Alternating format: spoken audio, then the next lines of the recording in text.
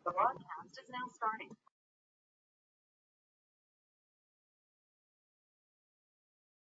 Good afternoon, everyone. Thank you for joining us this afternoon for the state reporting webinar for the PMR. We're going to get started here in just a couple of minutes. But before we do, we want to do a few technical checks.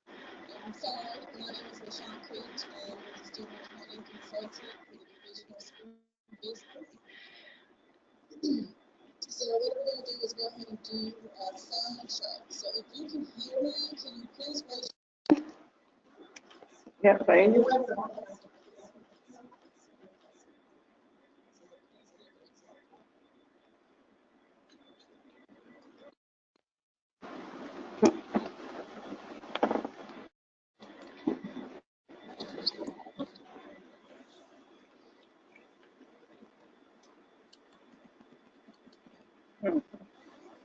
Okay, we're getting some reports that it's muffled. Can you hear me any clearer?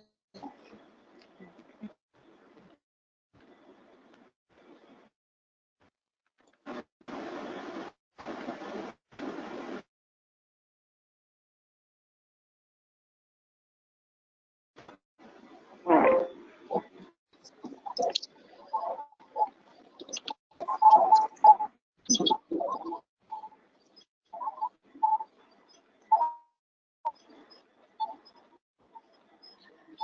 Yes.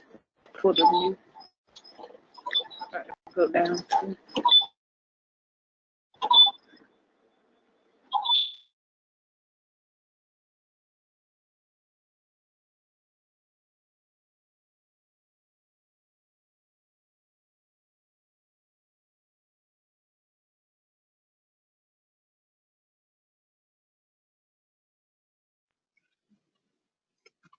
All right. Okay. So are you able to hear me any clearer now?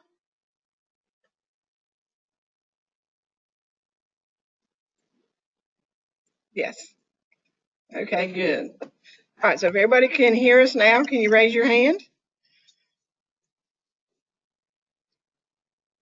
Great, thank you. Put your hands down. All right, if you can see the screen and it says state reporting, can you raise your hand again? Awesome. All right, thank you. I'm gonna turn it back to LaShawn and we'll start the webinar for you guys. Thanks for joining us. Okay, so again, this is LaShawn Creech. I am a student accounting consultant with the Division of School Business. I have in the room with me Amanda Cruz, who is also a student accounting consultant with the Division of School Business, and Michael Ray, who is with the Division of School Business. Cami Nairn is also in the room with us. She was nice enough to come along and help us get organized this afternoon.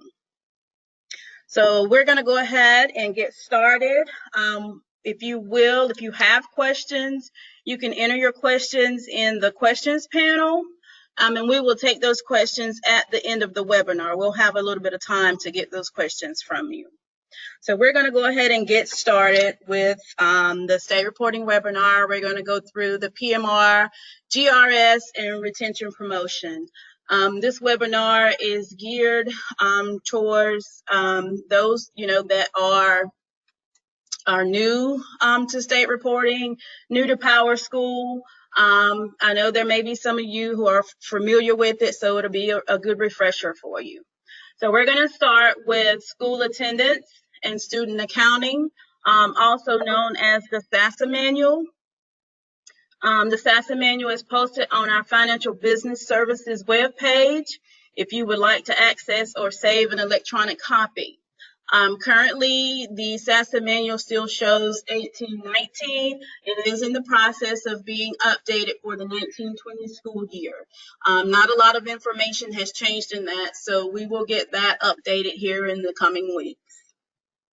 This is the link and a screenshot of where to access the SASA manual. www.ncpublicschools.org, FBS Accounting Manuals.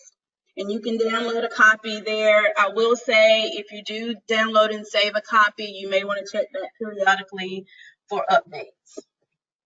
So the next few slides consist of highlights from the SASSA manual.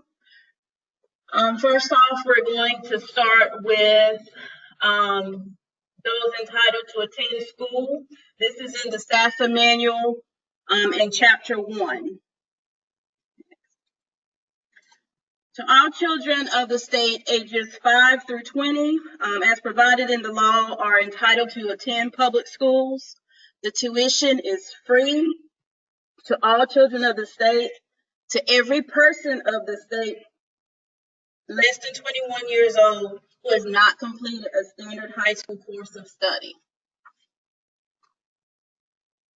All children that are at least age 5 on or before August 31st are entitled to enroll. If a child has not reached age 5 on or before August 31st, but was attending school in another state, then that child is entitled to enroll in North Carolina. If a child is age 4 on or before April 16th, they may enroll no later than the end of the first month of the current school year, if the principal finds that that child is gifted and has the maturity to justify their admission. Every homeless child or the child of a homeless individual is entitled to enroll. At the discretion of the local school board, students 21 years of age may also enroll.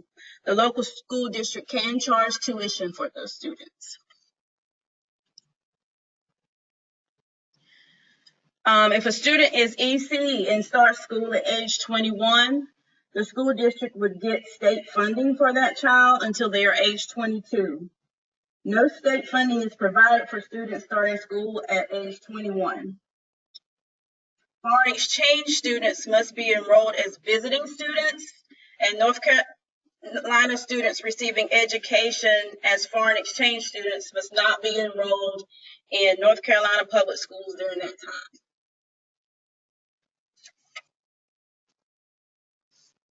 Next, we're going to go to lawful and unlawful absences, which is Chapter 2 of the SASSA manual. Lawful absences occur when a student is excused temporarily from attendance on account of sickness or other unavoidable cause. Lawful absences include illness, injury, quarantine, death in the immediate family, medical or dental appointments, court or administrative proceedings, religious observance, educational opportunity. For the educational opportunity, most districts require prior approval.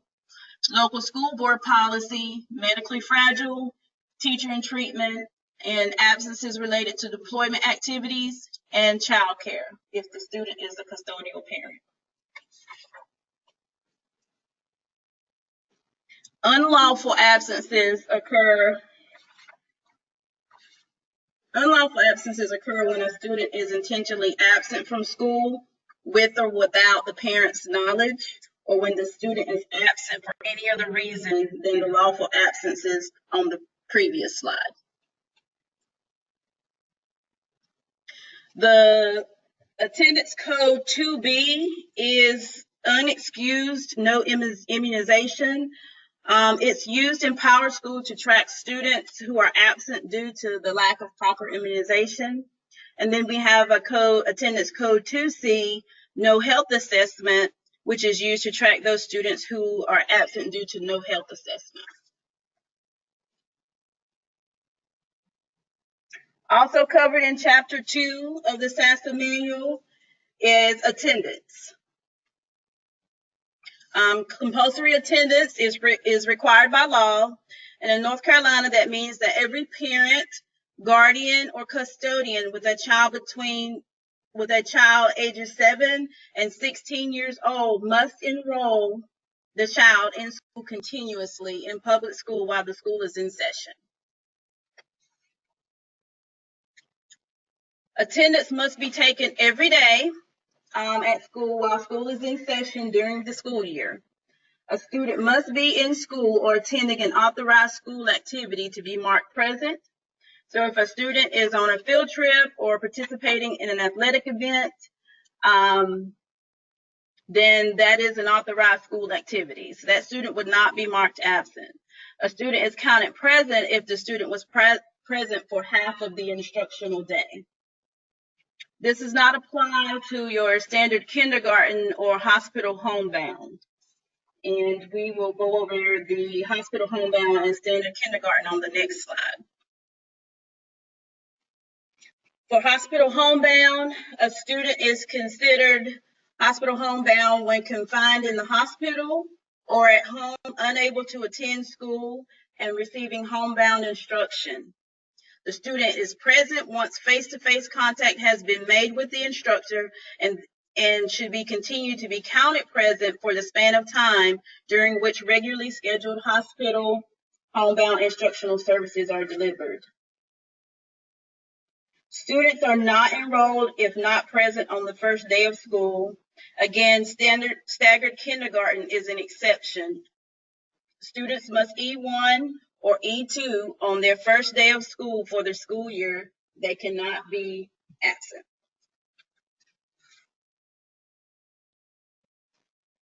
Staggered kindergarten is limited to the beginning of the school year, so that your ADM and your attendance rates are not affected.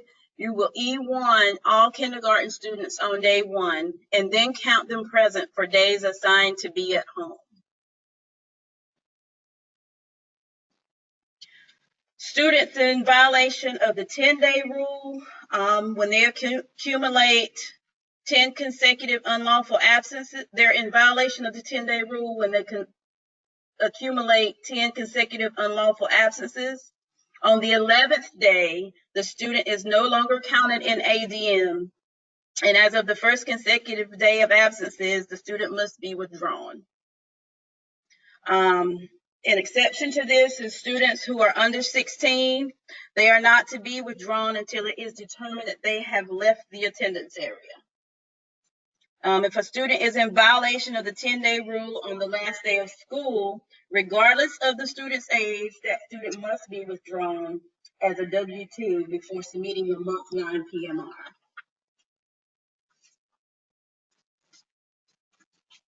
Next, we're going to talk about the enrollment and withdrawal codes.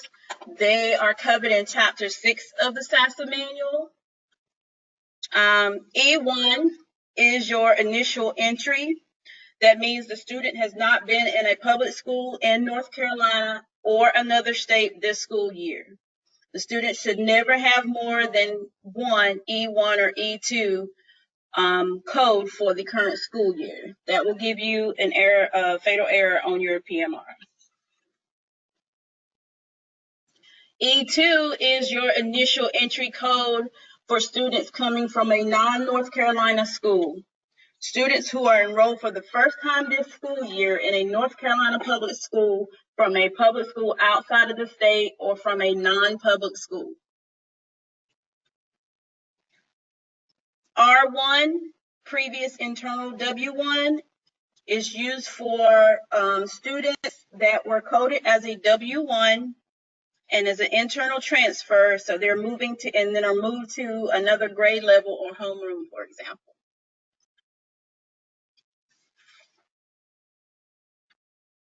R2, transfer within the same LEA. The student is transferring within the same LEA from one school to another school, or transferring from a charter that's located within the LEA. R3, transfer from another LEA. Student transferring from a school in one LEA to a school in a different LEA, or transferring from a charter located in another LEA. R5, which is re-enroll previous W1. The student is re-enrolling into the same school in which he was previously withdrawn from this school year. R6, is re-enroll previous W-2. The student is re-enrolling into the same school in which he was previously withdrawn this school year as a W-2.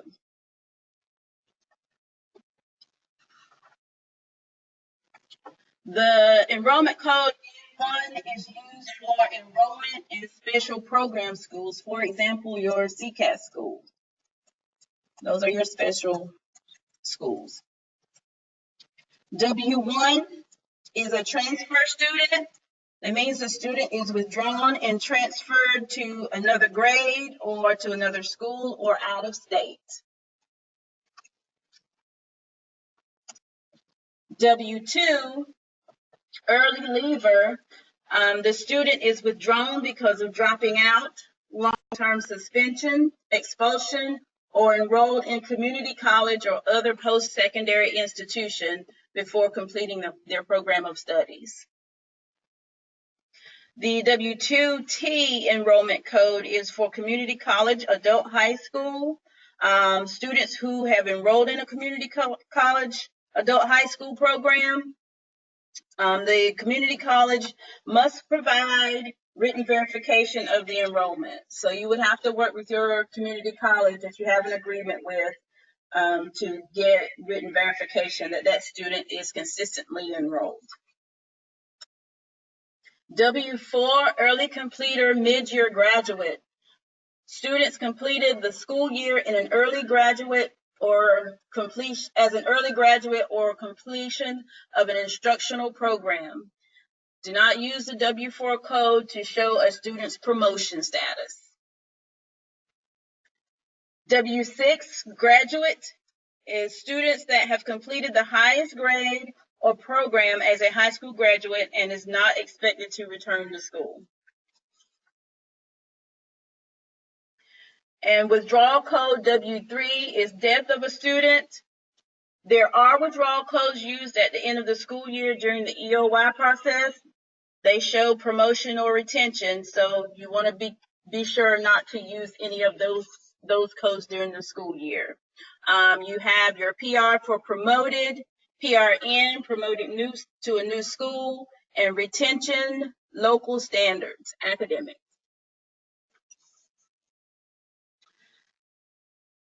Admission status codes. We're moving on to Chapter 6 of the SASSA manual. Your admission status codes are member standard day program, your member extended day program, visitor standard day, visitor extended day, and visitor temporary status. We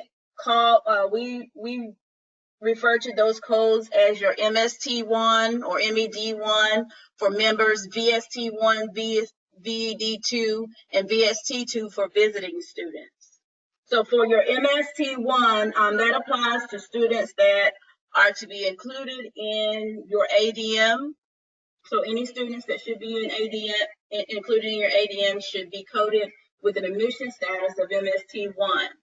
If your students are enrolled in school and also registered in a program that extends beyond the regular school day, and they should be included in ADM also, those students are going to be MED1, your member extended day program. Your VST1 students applies to students who are not to be included in your ADM. An example of that would be a foreign exchange student. And it also applies to those VST1 students. If they're in an extended day program, you would code them as a VED2 if they're going to be in that program that extends beyond the regular school day, and they are not included in your ADM. Your VST2 is visitor temporary status. This is only used for students that have not been withdrawn from their previous North Carolina public school and are attending a new North Carolina public school. Students can only be in one membership at one school at a time. So they're not included in ADM if they're in both schools. Students must be updated with the appropriate code once the student is withdrawn from the previous school, or it'll generate a fatal error on your PMR. And I think that error message is a PMR 3 student double counted in membership.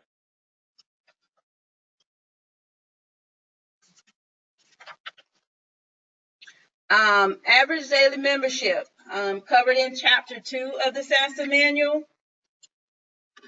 Your average daily membership, also known as ADM, is reported on the PMR. The calculation for ADM is your membership days, non-violation, divided by the number of days in the school month. And then that figure is rounded to the nearest whole number. When you look at your PMR, the calculation is by grade level, and then each grade level's total is added to get the school or LEA total. If a student member is enrolled for a partial month, that student will be calculated for the days enrolled as a member. So for example, in month 1, there's 20 days, and a student enrolled as a member for only 15 days of month 1. That student will receive 0.75 for ADM instead of receiving 1.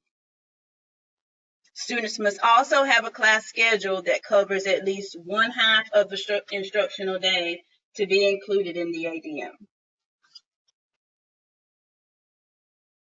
This slide is an example of the ADM calculation that we just went through. Remember, when reviewing the PMR, to check, and you want to check and double check the membership last day column and the ADM column. And make sure those numbers are what you expect them to be.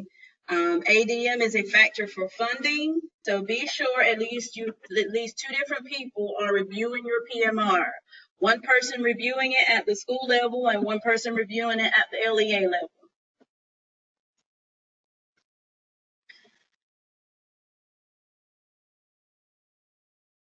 Next, we're going to go over the PMR. That is the principal's monthly report. That's one of the reports that we oversee. That's one of the reports that we oversee in student accounting. The PMR collects enrollment and attendance data, and that produces your ADM, your average daily membership, your ADA, your initial enrollment, and your membership last day. ADM, again, is your membership days not in violation divided by the days in the school month. Your ADA calculation are your students' days present plus days absent, 1H divided by the days in the school month. And all of these columns are listed on your PMR, so PMR summary report, so you can see that information on your PMR summary. The initial enrollment is your total E1s and E2s for the school year. Students should only have 1 per year, so they can only have 1. They can't have an E1 and an E2. They have to have either or and not more than 1. So once your students are counted in the initial enrollment figure, then they will remain in that figure throughout the year. And that's even if that student withdraws from your school and moves to another school. So at the end of the school year, if you're looking at your initial enrollment or your enrollment numbers, then that number will seem a lot higher than your ADM or your MLD. And your MLD, membership last day, is the number of students in membership on the last day of the school month.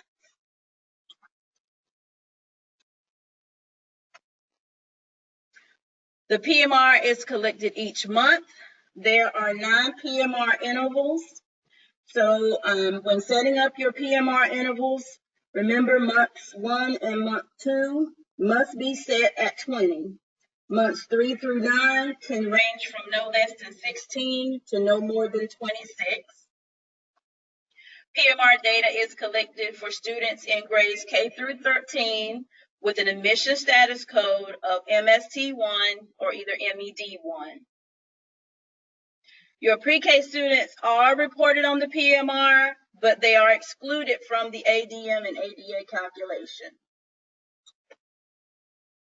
You must approve your PMRs at the school and at the LEA level. Again, you want to have two separate people doing this. You want one person reviewing at the school level, reviewing and approving at the school level, and one person reviewing and approving at the LEA level. Be sure to pay attention to your ADM numbers. Once we pull it for the state, it's very rare that we will reopen that month's PMR. You want to have your principal review and sign the PMR and keep that PMR in office for 5 years. So you can print your PMR summary page. There's not a signature line located on that, but from previous experience, you can put a line on there and have them sign it, or just have them sign it and keep it in the office. Once the report has been approved at both levels, the reports will become locked after the submission date, and then the data is pulled by DPI.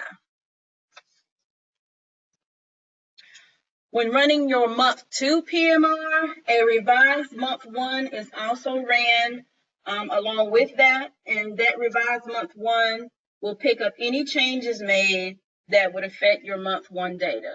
So when you look at your PMR month 2, you're going to see your month 1R, which means month 1 revised. So any changes you made after month 1 close will be reflected there.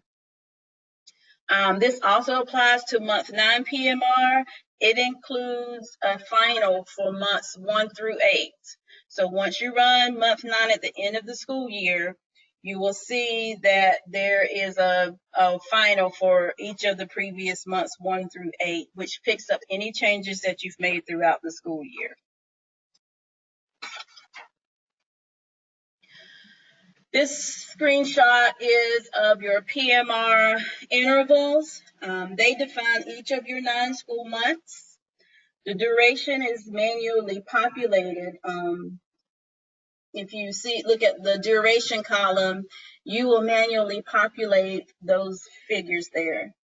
Here again, months 1 or 2 are required to have 20 days, and the remaining months can have 16 to 26 days. If it's anything other than the 16 to 26, then you will get a message at the top of that screen saying that your PMR intervals are incorrect. It may not say exactly that, but it's something to that nature. When the duration is entered, the start and end dates are populated based on your in-session days from your school calendar. So for example, your month 1 has 20 days for the duration. The first day of month 1 is August 28, 2017, which is the first day of school, and the first in-session day from the school calendar. The 20th in-session day is September 25th. So if you look back at your PMR interval, you will see you put in 20 days for month 1. It starts counting at August 28th, the first day of school, and it'll count to the 20th in-session day, which is September the 25th. And then to the state reporting dashboard, it calculates the submission start and end dates from that last day of your PMR interval. So from September 25th, your PMR month 1 submission window will open the very next day on September the 26th. The submission end date is calculated or will close, the report will close 7 in-session days later. So it actually has 7 days in between September 26th and October the 5th.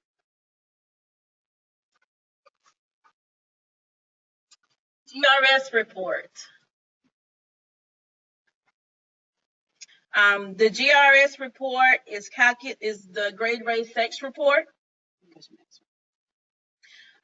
It's collected along with the PMR each month, but only month 1 data is used for reporting to local, state, and federal agencies.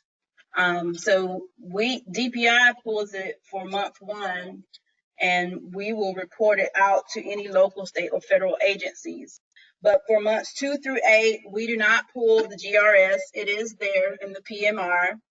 It may be used at the local level for local review. GRS pulls data for students who are in grades K through 13 with an admission status of MST1 or MED1 as of the last day of the school month. So any students who are coded as visitor or VST1 or VD1 are not included in your GRS data. Again, it's broken down by grade, race, and gender. There is nothing extra that you would need to do to run the GRS report. It is generated along with the PMR. Your retention promotion report. The RP report is what we refer to it as. The collection is from September 23rd, and it is due October 27th, so that's coming up in the next couple of weeks. So make sure that you are running that report, reviewing it, clearing any errors, so you'll be prepared to submit that report on October 27th or before October 27th, if you want to. The report is generated using the previous school year's data, including any updates made to your data for the summer. Only students in membership on the last instructional day of the previous year are included, and there are no graduates recorded on the RP report. If your school was not in session, if you were a new school that was not in session in the previous year, then you would not have to run the RP report.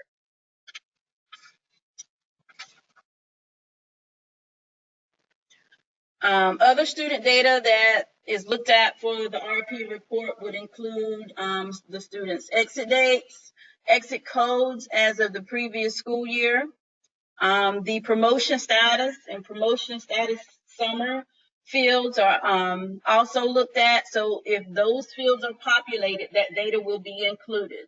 So if you had some stuff to do after summer school and those fields are populated, it will be included in this report. Also, if the promotion status summer field is populated, the RP report will be looking in historical grades for a course and grade labeled LOCS.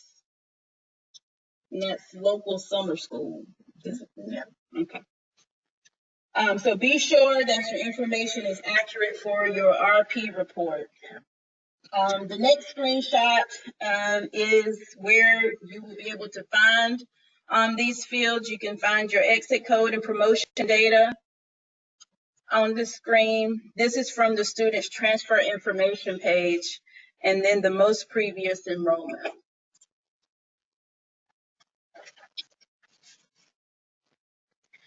And this is a list of the RP exceptions. I'm not going to read through those. We'll make sure that this presentation is out there for you to get a copy of, but you can reference that. And I think they're also in the SASA manual. When reviewing the RP summary, a good verification check on your numbers would be to compare the end of year final MLD from your current year RP summary. Compare that to the membership last day non-violation column on your previous year's 9th month PMR.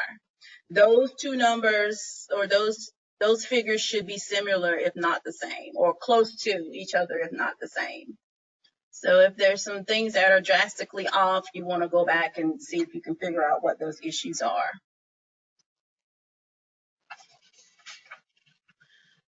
The SAR, School Activity Report. So I don't have any information on the SAR today. The SAR is currently going through updates. There will no longer be any SAR views. So you won't have to actually do your class size and average class size and all those things that are related to the SAR. But there is one report that's still included in the SAR, and that's the personnel summary report. Right now, it is currently in QA, and we are testing that. So once it passes QA, it will go into production, and that will be the only thing that you're going to be running from the SAR. It seems to be pretty simple from what I have been able to test. All you have to do is run the report, and it should generate that personnel information. And if it does so successfully, then you should get an approval button, and you would just need to approve, and that is it.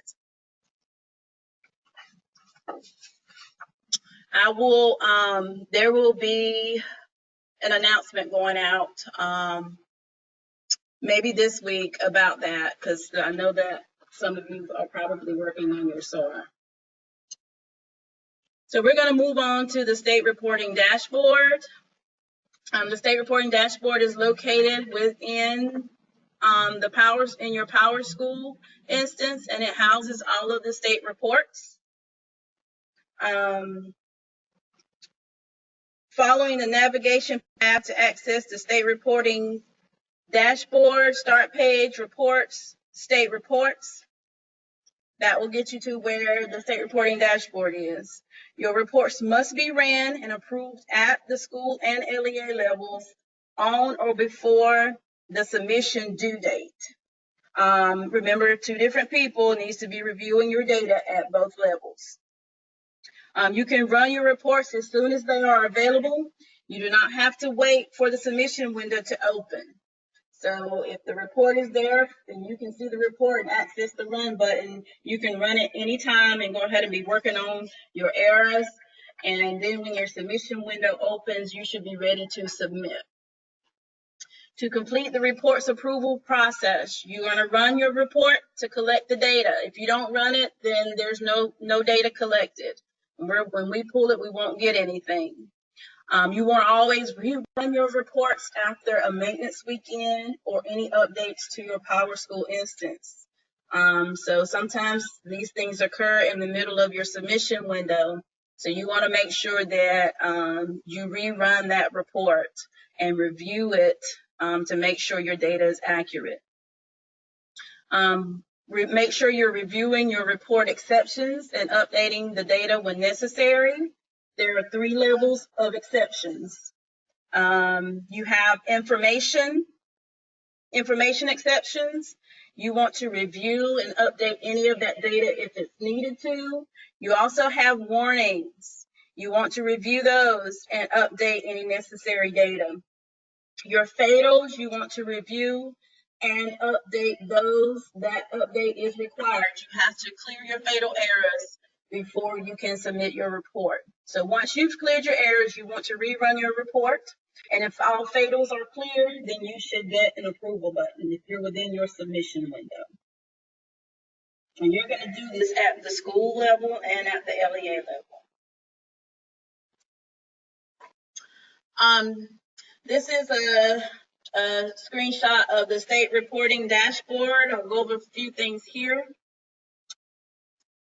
The state reporting dashboard at the school level and LEA level function pretty much the same. However, there are some additional features at the LEA level. So what you will find at both the school level and the LEA level are there's sections for your current collections and your archived collections. So your current collections will always be at the top of your screen. Archived collections will be at the bottom. So once you approve, then those collections will go to the bottom of your screen under archived. Reports can be unapproved. They can be moved from archived to current if you are still within the submission window. In your current collections, a report showing only the run function under the workflow options means the report has not been run yet. So you can run that report. Once you rerun it, you will get a review option. And that means that, you have some exceptions or there's some data in your report for you to review, and you can rerun it again if you need to.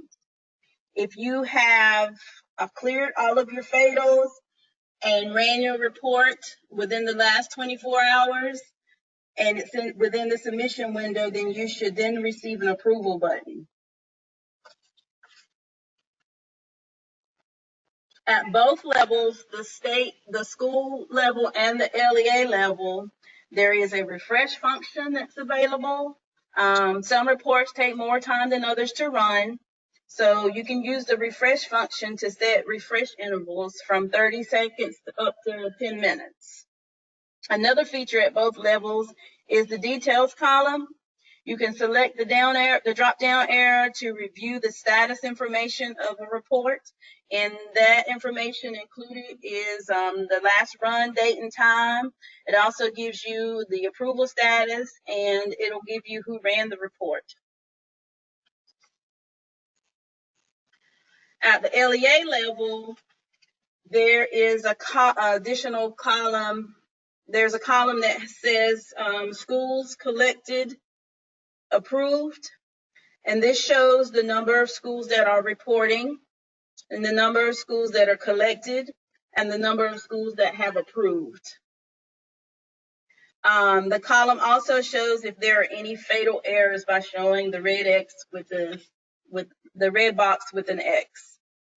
Also at the LEA level, selecting the details column, selecting the details down arrow will show a link to the show hide collection from schools, which is where schools can be set to yes or no to show for certain reports. So if a school is not required to report data in a certain report, you can set them to no. The link show hide collection from schools takes you to the dashboard display settings, and it lists all of your schools. So this is where setting yes or no in the display in the dashboard column will determine whether or not a school will show for this report in the dashboard.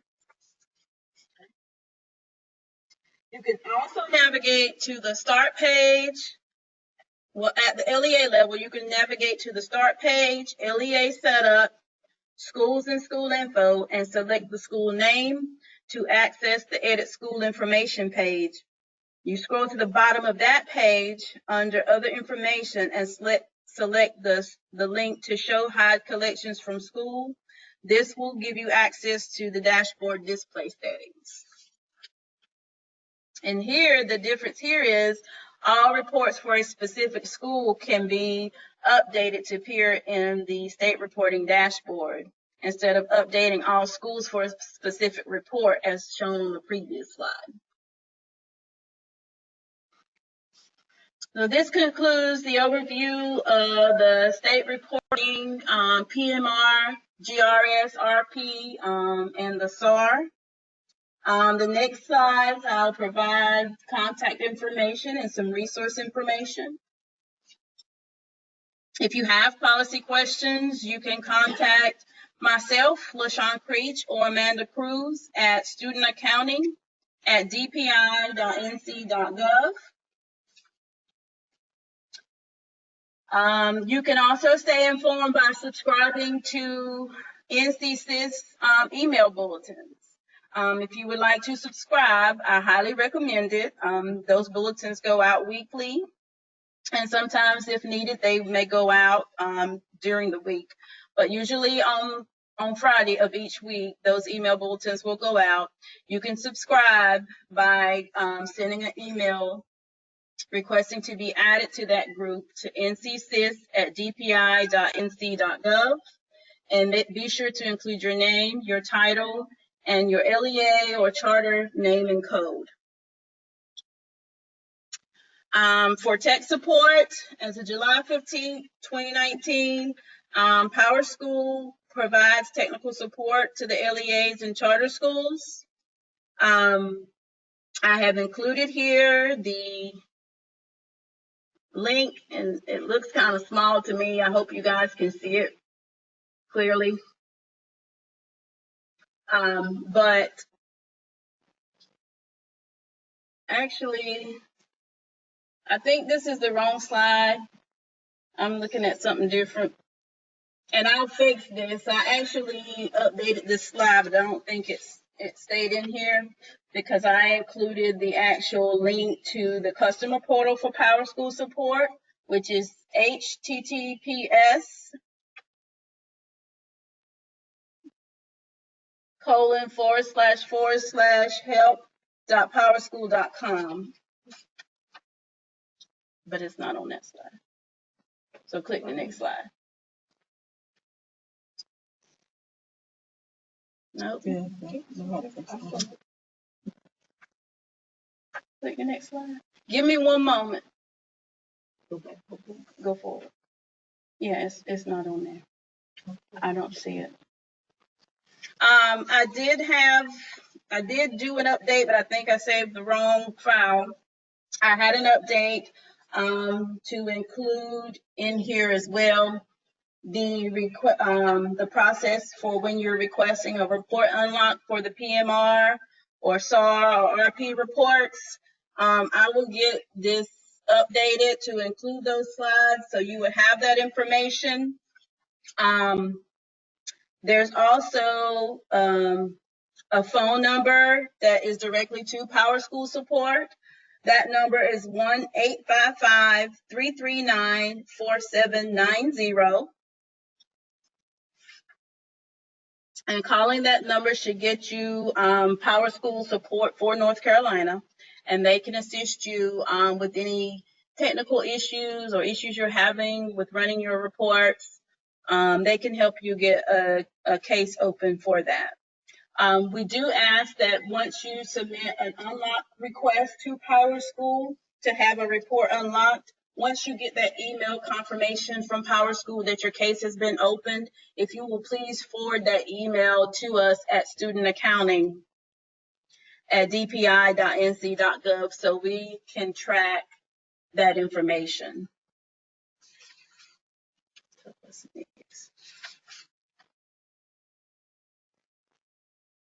And again, some other resources is the school attendance and student accounting manual. The link is provided there for you to access that manual. Again, it should be updated in the coming weeks. Your SASA manual does include your PMR exceptions. It will be updated to remove those SAR exceptions.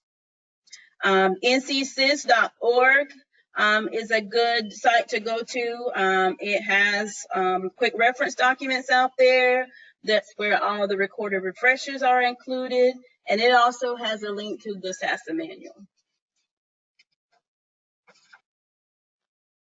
And then this last screenshot is a screenshot of some QRDs, quick reference documents that are very helpful for you to access throughout the year if you have any questions regarding those things listed there. And that will conclude our presentation. Thank you for joining. So we will begin to take questions. Yep.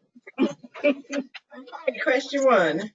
If a student checks out before reaching the halfway mark on day 1, then they will show an absence. We cannot change the entry date because the student really attended on day 1.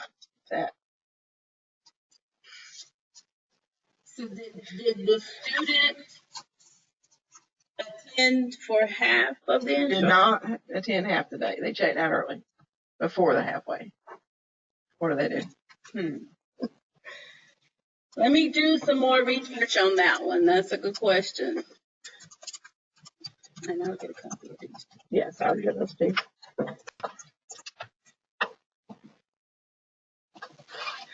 Okay, LaShawn's going to research that. Second question is a withdrawal question.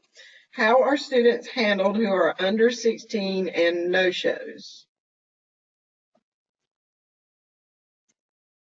So students who are under 16 and they are no-shows for a student is not considered enrolled until they have E1. So if a student has not E1 for the school year, even if they're under 16, then that student is a no-show. And there's a help guide out there for no-shows, right? Yes. I don't think it's included on the end. Okay.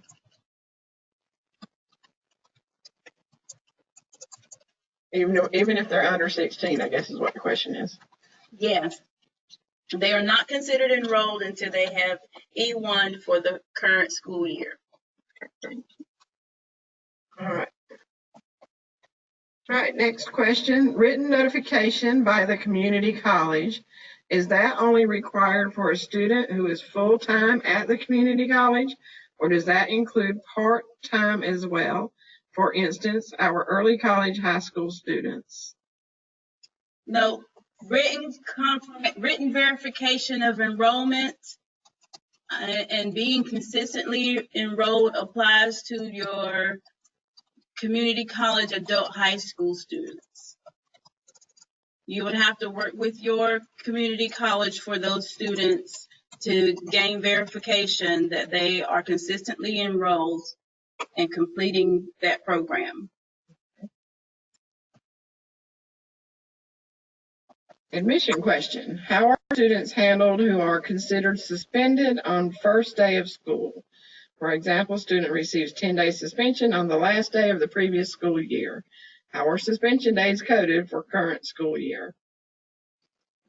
That one, I have to check our SASA manual and do some research on that one. I don't want to give an incorrect answer, so I will check into that and get back to you. Okay, thank you. Children under 16, you said they should not be withdrawn, but keeping them hurts in testing and accountability. I understand that, but that is in the statute that they cannot be withdrawn if they're under 16. And you are required to keep that student until that student's whereabouts have been confirmed.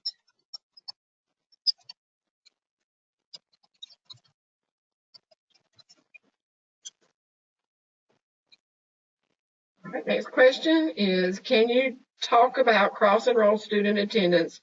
How are they calculated? I would have to get back to you on that question. I'm not completely familiar with the cross-enroll student attendance.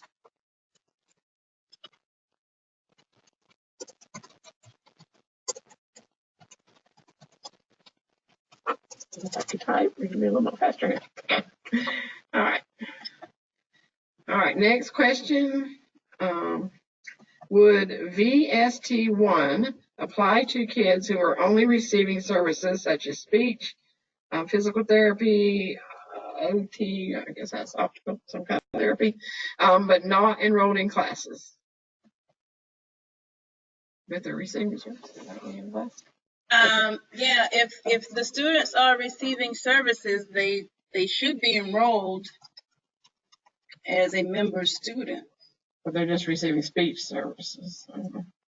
Well, let us do some checking on that one as well.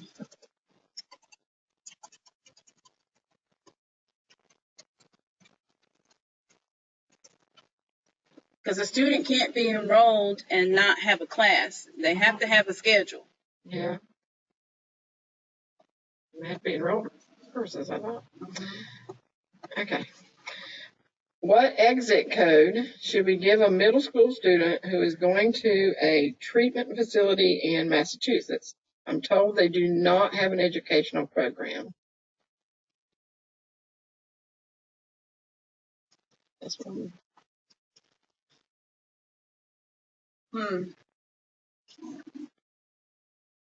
Who's it? Francine.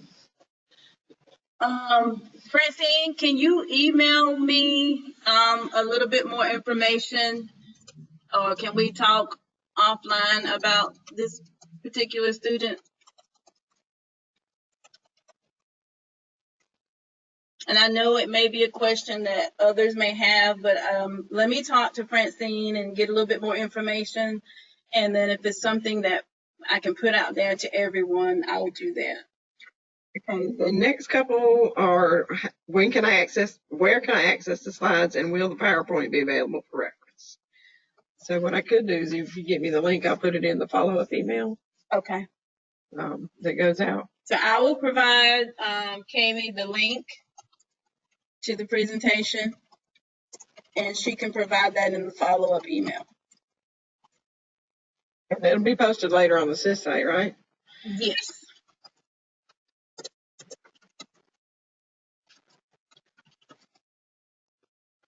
NC-SIS.org.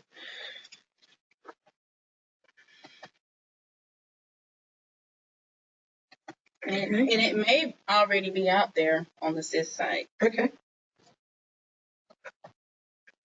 With the updates that you have, we may need to do a new one. Yeah. Never mind. Don't go looking for it.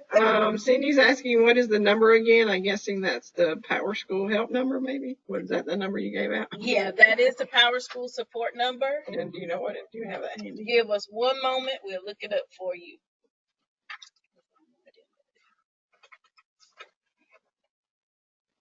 The number is 1-855-339-4790.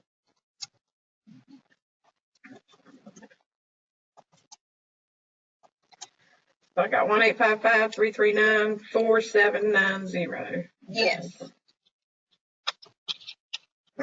Next one is asking for the email address to where you ask for a report to be reopened. So with requesting a PMR unlock or RP unlock, just for the reports that student accounting oversees, when you're requesting that unlock, once you send your open your case with Power School support, you should get an email from them giving you your case number. If you could, please forward that email to Amanda and I at studentaccounting@dpi.nc.gov. And then that way we're able to track your unlock. Right. Student. Yes, that's Okay. Okay. Another, where can I access the slides? We answered that. Can we receive a copy of the slides? What else we got in there? This one. Oh, how do you code a no-show student? There is a QRD for coding no-show students. I have to look at the screen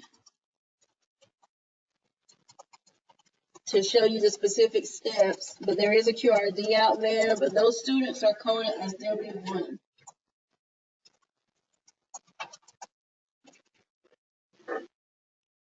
Okay. So if you'll research on the NCSIS website, you should and search for no-show, you can find the QRD for the no-show students. And last question, looks like, how can I handle summer grad that shows up on the retention promotion as a warning? I'll have to look at that. Who was this from? Cheryl. Cheryl, what LEA?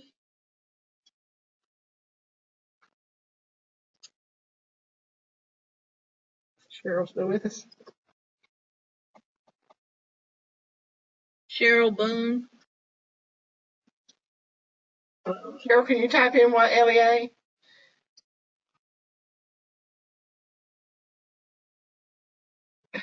$700. Okay. I'll take a look and reach out to you. I'll have to look at that and see.